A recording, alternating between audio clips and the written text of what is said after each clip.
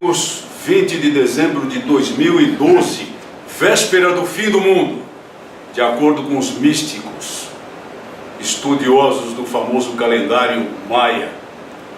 O fato é de que nós devemos estar preparados para a volta de nosso Senhor Jesus Cristo a qualquer momento, mas certamente não vai ser um calendário maia que vai determinar essa data. O que temos é de estar preparados, e o fim do mundo está por aí, à solta, por muitas razões e de muitas formas. Nos Estados Unidos, e nós estamos aqui falando de legítima defesa, houve um novo massacre. Uma escola de ensino fundamental da cidade de Newtown, no estado de Connecticut, 26 mortos, 20 crianças assassinadas por um indivíduo cujas raízes e antecedentes ainda não foram devidamente levantados, que antes de partir para a matança na escola, havia assassinado a mãe em casa. E aí, de posse de armas dela, foi a escola onde praticou o massacre. Terrível massacre, mais um. E é claro que num momento como esse, os oportunistas de sempre aproveitam para retomar as suas solertes tentativas de desarmar as pessoas de bem. Não perguntam o que levou a esse massacre.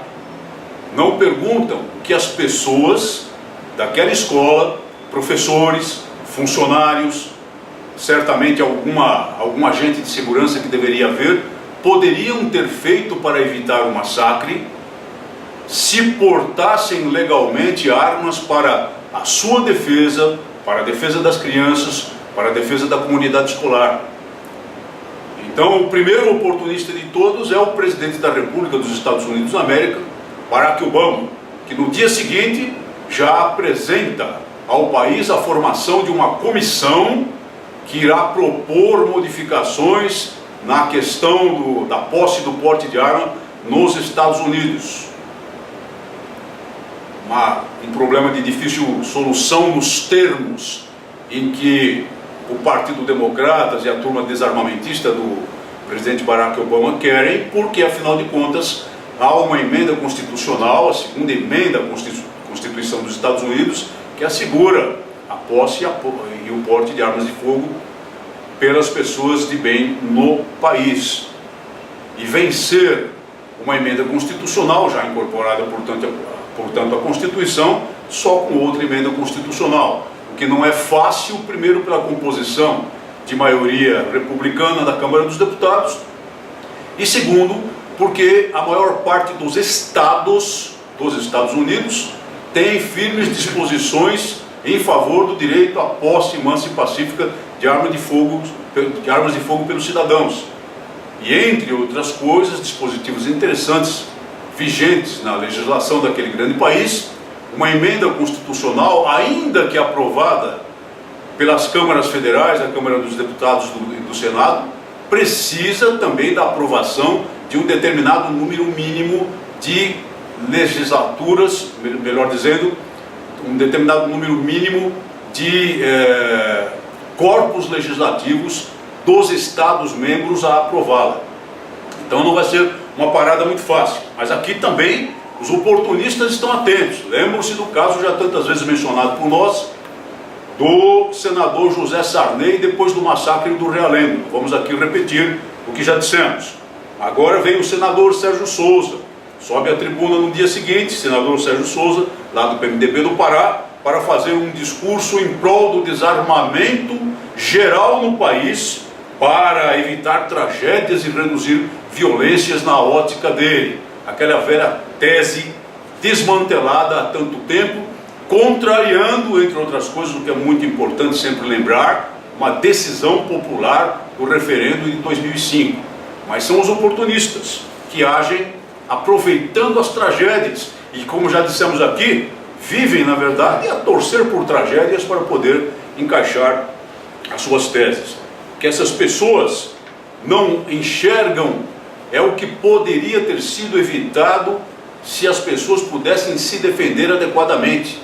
E mesmo lá nos Estados Unidos elas não podem, porque existe uma grande pressão, existe uma grande força, não só no país, mas uma grande força multinacional, dotada de muito dinheiro e capacidade de propaganda, exatamente em prol da emasculação, em prol do acovardamento, como se todas as pessoas pudessem apenas contar com a força policial para a sua segurança. Se pudessem contar com a força policial para a sua segurança, certamente massacres como esse não aconteceriam. E não é que a força policial esteja omissa. O problema é que o matador obtém as armas onde ele quiser, diferentemente do cidadão de bem que tem que passar pelos trâmites legais. E ele usa essas armas para os massacres, apesar do chamamento policial. Quantos minutos demorou a polícia de Newtown para chegar à cena do massacre? Nós não sabemos exatamente. Vamos dizer que fossem 5, 6 minutos. Em 5, 6 minutos, o indivíduo matador teve todo o tempo do mundo para praticar a chacina, mas não teria tempo se alguém se opusesse a ele. E é nesse quadro de coisas que se destaca o exemplo grandioso, o exemplo gigantesco, o exemplo inspirador de uma jovem professora daquela escola, Victoria Soto, 27 anos de idade, que escondeu os alunos da sua classe num armário quando percebeu a ação do matador, e depois saiu da sala, expondo-se frontalmente ao contato visual com o matador, sabendo perfeitamente que seria assassinada, para atrair para ela toda a sanha do criminoso, a fim de que ele não notasse a presença de suas crianças escondidas nos armários, crianças essas que foram todas salvas, nenhuma sofreu um arranhão sequer. Uma verdadeira heroína, um exemplo edificante, magnífico, de pessoa e de mulher. Mas eu pergunto, e é isso que nós devemos perguntar, se essa jovem Victoria Soto, professora de ensino fundamental lá na escola de Sandy Hook, tivesse uma arma de fogo à sua disposição, teria o matador conseguido esse intento? Se outros professores tivessem armas de fogo, teria o matador conseguido o intento? Se um vigilante dessa escola, que provavelmente havia lá e desarmado, tivesse uma arma de fogo para a sua defesa, a defesa da comunidade escolar, será que o matador teria conseguido o seu intento?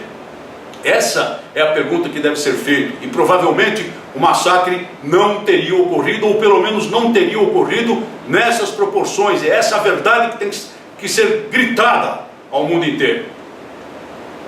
O exemplo dessa jovem professora, com sua coragem e seu desprendimento, o seu espírito altruístico, é que deve nos inspirar e nos lembrar que se ela, ao mesmo tempo que tivesse toda essa coragem, tivesse pelo menos um dispositivo de defesa, talvez o efeito, o resultado não fosse desse tamanho, certamente não seria desse tamanho.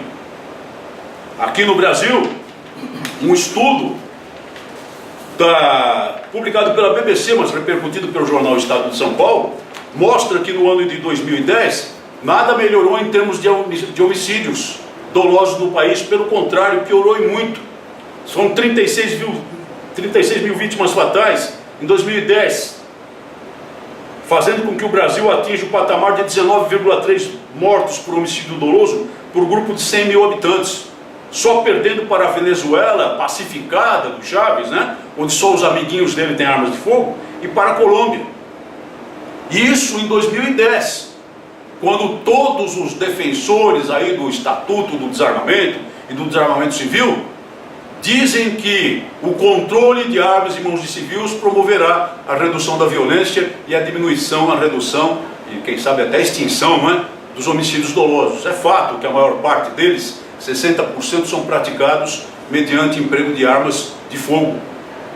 Mas isso mostra que esse Estatuto e o Desarmamento Civil não tem efeito algum em termos de controle de criminalidade, em termos de controle de homicídios dolosos.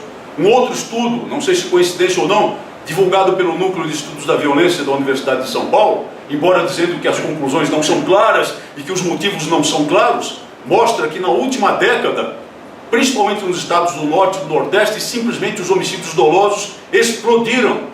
Os índices de homicídios dolosos explodiram na última década. Isso lhes diz alguma coisa? É exatamente a década de vigência do famigerado Estatuto do Desarmamento e os estertores da Lei 9437.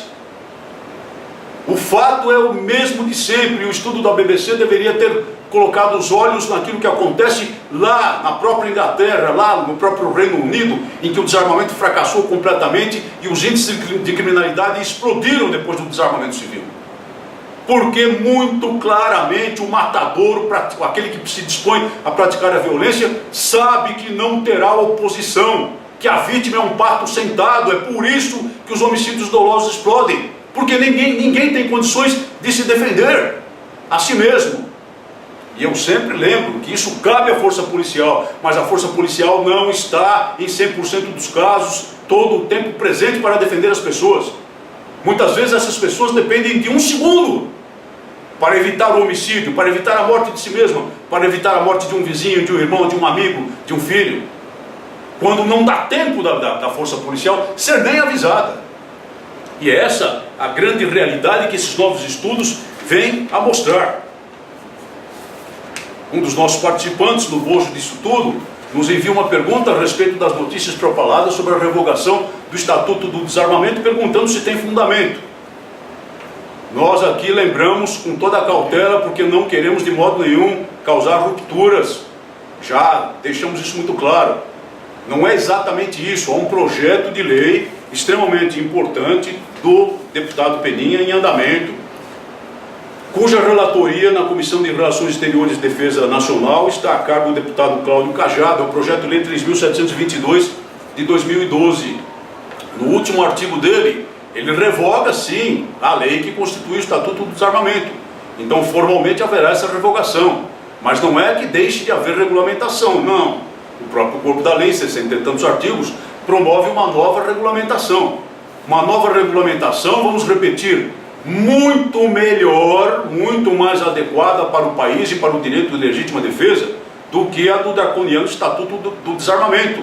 Vamos deixar isso mais uma vez muito claro para evitar polêmicas. Mas não é que desapareça completamente a regulação.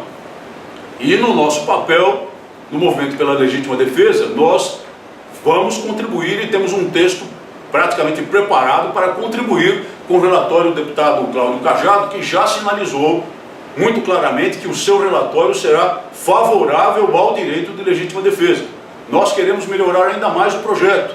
Por exemplo, diferentemente do que consta do projeto, nós não queremos pena de prisão alguma, mesmo leve, para uma pessoa de bem que por recalcitrância ou por não estar alerta em relação à lei, seja apanhada portando uma arma de fogo em via pública ou seja apanhada com posse de arma não registrada em sua residência. Se ela não tiver antecedentes criminais, se ela for uma pessoa de bem, se aquela arma for apenas para propósitos de legítima defesa e isso ficar claro pelas circunstâncias, nós não queremos pena de prisão.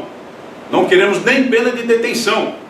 No máximo, admitimos que se imponha a essa pessoa uma multa. E é nesse sentido que nossas propostas serão apresentadas.